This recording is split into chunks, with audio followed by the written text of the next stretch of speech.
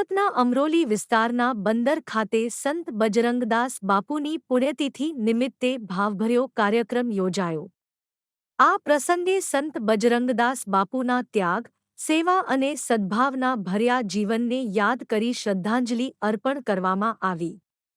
સ્થાનિક આગેવાનો, સમાજના આગેવાનોએ તેમજ મોટી સંખ્યામાં ભક્તો ઉપસ્થિત રહ્યા હતા। કાર્યક્રમ દરમિયાન પુષ્પાંજલિ, प्रार्थना अने भजन कीर्तनનું आयोजन કરવામાં આવ્યું। संत बजरंगदास बापूना विचारोने अनुसरी समाजमां एकता, शांति अने सेवाभाव जळवाई रहे तेवो संदेश आपवामां આવ્યો। समग्र विस्तार भक्ति अने आस्था भर्या माहोलथी गुंजायो। તમારું નામ? અતુલભાઈ બકલેભાઈ ભાજપ। કઈ જગ્યાએ શું કાર્યક્રમ છે? આજે અમારી સોસાયટી ઓમ Shantinagar society Kosa road રજાની party ક્લબની બાજુમાં બાપા સીતારામની 49મી તિથિ છે। એ તિથિનું અમે આયોજન કર્યું છે। કેટલા વર્ષો છે આજે? અમે લગભગ આ આયોજન છેલ્લા 10 વર્ષથી કરીએ છીએ। કેટલા લોકો સાથ સહકાર છે? અમારી સોસાયટીના દરેક ભાઈ બહેનોનો અમને ઘણો સહકાર રહે છે। તેમાં બંજારા સમાજના દરેક મિત્રો, દરેક બહેનો, દરેક ભાઈઓનો અમને ઘણો સારો સહકાર રહે છે।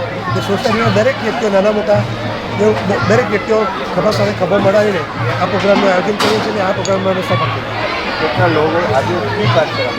આજે બાપાની તિથિ હતી। આજે બપોરે અમે લોકોએ અહીંયાથી શોભાયાત્રા કાઢી હતી।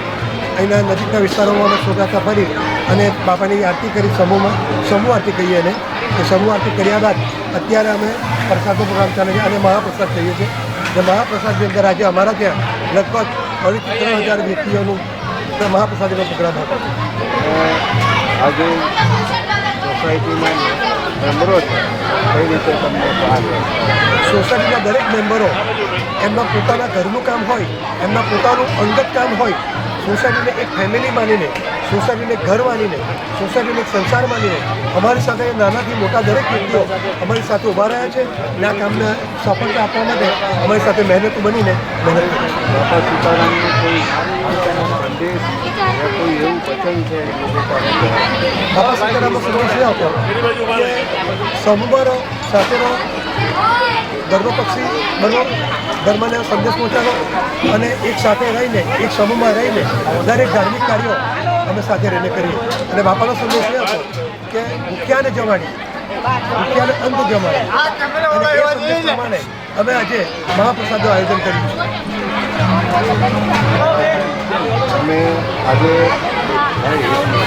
સોસાયટીના દરેક વ્યક્તિઓને, નાના મોટા મહિલા સદસ્યોમાં મા, બહેનો, દીકરીઓ, વહુઓ અને આવનાર પેઢી, જે સોસાયટીની આવનાર પેઢી છે તેને મારો એ સંદેશ છે કે જે રીતે અમે કાર્ય કરીએ છીએ, જે રીતે સમૂહમાં રહીને કાર્ય કરીએ છીએ, જે રીતે અમે એકબીજાને સહકાર આપીને કાર્ય કરીએ છીએ, એ રીતે અમારી એબ્સન્સીમાં, અમારી ગેરહાજરીમાં પણ આ કાર્ય તમે કરતા રહેશો અને અમારી સોસાયટીને ચલાવતા રહેશો।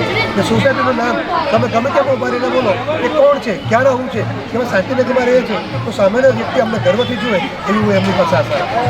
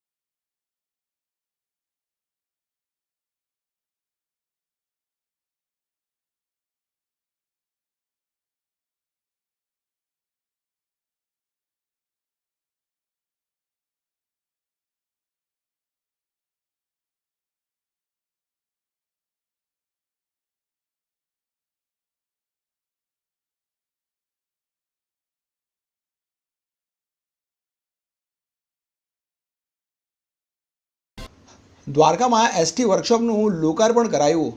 દેવભૂમિ દ્વારકામાં જ્યારે હજારોની સંખ્યામાં ભાવિકો દર્શનાર્થે બહારથી આવે છે તેને ધ્યાને લઈને દ્વારકામાં એસટી વર્કશોપનું ખાતમુહૂર્ત કરવામાં આવ્યું। અન્ય રાજ્યોમાં પણ વડાપ્રધાન નરેન્દ્રભાઈ મોદી દ્વારા ફાળવવામાં આવેલા બસ ડેપો તથા વર્કશોપના લોકાર્પણ કરવામાં આવ્યા, જ્યારે આ કોરોનાની મહામારીને ધ્યાનમાં લઈને આ લોકાર્પણ કરવામાં આવ્યું છે. રાજ્ય સરકાર દ્વારા ખાતમુહૂર્ત સાથે દ્વારકામાં ડેપો વર્કશોપનું ખાતમુહૂર્ત કરાયું. રાજ્યમંત્રી હકુબા જાડેજા દ્વારા આ ખાતમુહૂર્ત કરવામાં આવ્યું. આ વર્કશોપનો ખર્ચ 1,91,30,000 રૂપિયા જેવો થશે. આ કાર્યક્રમમાં કલેક્ટર, ભાજપના જિલ્લા પ્રમુખ, એસટી વિભાગના અધિકારીઓ પણ હાજર રહ્યા હતા અને 100 બસોની મેન્ટેનન્સ ક્ષમતા ધરાવતું આ વર્કશોપ બનાવવામાં આવશે. Reporter Lalit Shingadiya, Devbhumi Dwarka, STV news. સમગ્ર ભારતમાંથી લોકો અહીંયા દ્વારકા દર્શનાર્થે આવતા હોય છે. રાજ્ય સરકાર દ્વારા વધુમાં વધુ લોકોને સુવિધા મળી રહે એના માટે આ જ વર્કશોપનું ખાસ કરીને ખાતમુહૂર્ત કરવામાં આવ્યું છે.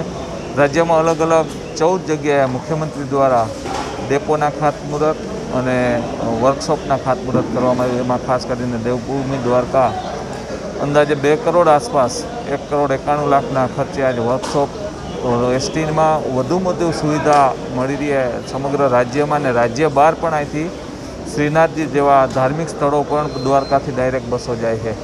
ત્યારે રાજ્યમાં લોકોને વધુમાં વધુ સુવિધા મળી રહે એના માટે ખાસ કરીને આજે વર્કશોપનું ખાતમુહૂર્ત કરવામાં આવ્યું હતું. દેવભૂમિ દ્વારકા ઉપર અતિ શ્રદ્ધા અમારા રાજ્યના મુખ્યમંત્રી પણ રાખે છે. જ્યારે પણ ગુજરાતમાં આફત આવી હોય ત્યારે મુખ્યમંત્રીએ દ્વારકાધીશના આશીર્વાદ લીધા છે ને આફત આપણે દૂર કરી છે. દ્વારકાધીશને આપણે સૌ સાથે મળીને પ્રાર્થના કરીએ કે કોરોના ખૂબ ઘટાડો છે પણ સમગ્ર ગુજરાતને ભારત કોરોના મુક્ત થાય એવા પણ આજે દ્વારકાધીશના પ્રાર્થના કરીએ છીએ. આજે અહીંયા વર્કશોપના ખાતમુહૂર્ત પ્રસંગે મારી સાથે જિલ્લા ભાજપના પ્રમુખ શ્રી કિમભાઈ જોગર, જિલ્લા પંચાયત પ્રમુખ શ્રી વિડી મોરી સાહેબ, તાલુકા પંચાયતના પ્રમુખશ્રી, નગરપાલિકાના પ્રમુખશ્રી, વિવિધ સમિતિના આગેવાનો, કલેક્ટરશ્રી તમામ દ્વારા હમણાં જ પણ ખાતમુહૂર્તની વિધિ સંપન્ન કરવામાં આવી છે. લોકોને વધુમાં વધુ સુવિધા મળે એના માટે રાજ્ય સરકાર પ્રયત્ન કરે છે.